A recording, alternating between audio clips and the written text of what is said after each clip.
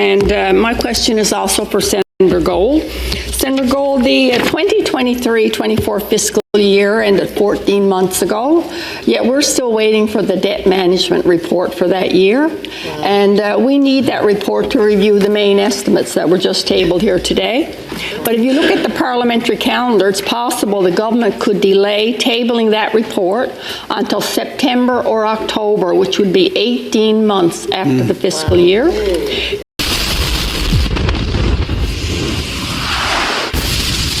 Can you tell us when the government will be tabling the 2023-24 debt management report, and hopefully within the next few days? Senator Gold. Senator Marshall, it's such a pleasure to receive questions from you. I smile because it's nice to see you also, but no, because you represent a very serious voice for fiscal accountability and responsibility in this chamber, and it's to your credit. I don't have the answer that you're seeking. What? Bro, what are you talking about, man? It is important that we have all the tools to do our work, and I will certainly raise this with my counterparts at the earliest opportunity. Senator Marshall? Yes, thank you very much. So to carry on with accountability and transparency, we're also still waiting for the government to provide the departmental reports result data and the full-time equivalent data on the GC InfoBase website for 5 organizations. And I won't list the 5 organizations, but I can say the Privy Council office is one of them. So again, I'd like to know, we need that information to review the main estimates, and we've been waiting. We should have had it actually last fall. So can you tell us, when is the government going to post that data on the website? And again, it would be very, very helpful if they can do that within the next few days, because I understand most of the data is available. Senator Gold. So again, thank you for your question. I'll certainly add that to the questions that I'll raise with my counterpart. Thank you. Senator Wells, Newfoundland, Labrador. Thank you, Speaker. And again, I want to welcome our new colleagues. Look forward to working with all of you. My question's for Senator Gold, Leader of the Government in the Senate. Senator, on April 3rd, the Prime Minister announced a 25% tariff on U.S. vehicle imports and other goods.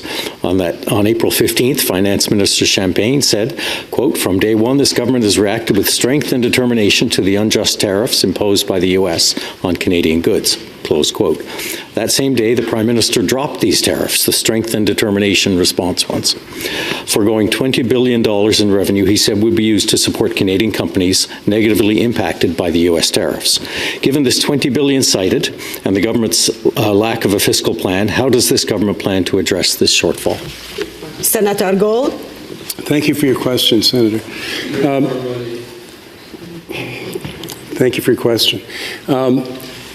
The issues surrounding the tariffs and how Canada has responded, will continue to respond, are matters of great importance for Canadians, for the sector to which you referred, but it's also a matter of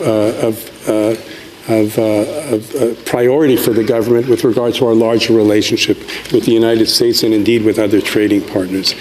So the government of Canada and the Prime Minister and his ministers, and some of his ministers, are regularly engaged, not only with their counterparts in the United States, but with both the executives of the auto industry, leaders of unions, and so on, to ensure that Canada's very, very important auto industry and auto parts industry continues to thrive for the benefit of the workers and their families who depend upon it. Right. Senator Wells, supplementary. Or supplementary on that, Leader. In the absence of a federal budget, and not one since spring of 2024, and likely not one till October later this year, and a free ride on the tariffs on U.S. goods and the $20 billion shortfall, how can Canadians have confidence in the government's fiscal approach? Senator Gold. Canadians can have confidence that this is a government that is laser focused on the economy. And it's not simply the Prime Minister who brings a wealth of experience and knowledge to the task, but the team that this government has assembled, both within cabinet and the resources upon which it can draw, the relationships upon which this government can draw worldwide, should provide Canadians with the assurance that this government is focused on the major challenges of our time, which is the changing world order on economic terms. Nothing to see here, please. And the need for Canada to re-engineer its economy for the future, to take advantage of the enormous opportunities that await us. And this government is determined to do what it can, as quickly as it can, and as effectively as it can, to reap those benefits for all of Canada. Sénatrice Petitclerc. Merci, Madame la Présidente.